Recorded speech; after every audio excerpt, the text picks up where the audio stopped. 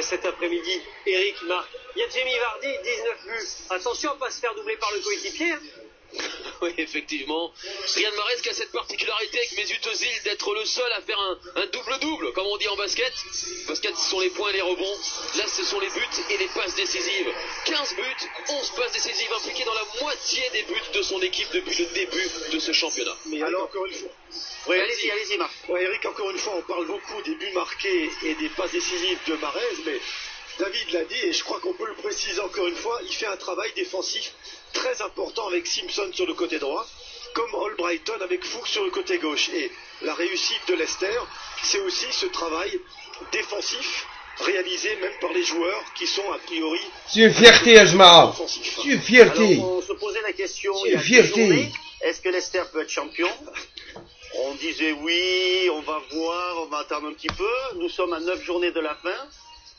Est-ce que Leicester a un visage de champion? Pour moi, c'est oui. Marc? Pour Eric? moi, oui, David, s'il n'y a pas de blessés majeurs. On est bien d'accord. Ouais, c'est ça. Il y a une question fondamentale aussi qu'il faut se poser, on en parlait avec Nicolas, c'est qu'à Leicester, il compte sur un 11 de départ qui est le même depuis le début de saison.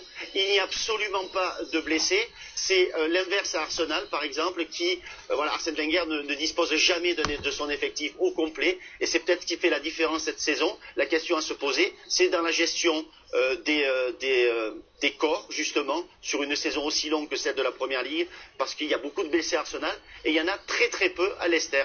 Merci beaucoup, messieurs. Vous avez été nombreux à voter sur Twitter pour élire l'homme du match HOZM, le hashtag, et c'est Riyad Mahrez que vous avez sélectionné. Bien sûr. Wesh حاب sélectionner يا حبيبي. Les résultats de ce samedi, on y va à la 29e journée. Il reste 2 rencontres demain, les déplacements de Liverpool et Manchester United.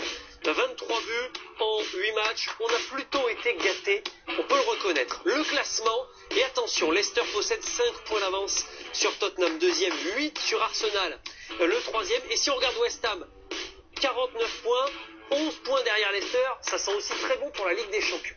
Pour au moins les Foxes pour la saison prochaine, même si mathématiquement ce n'est pas fait.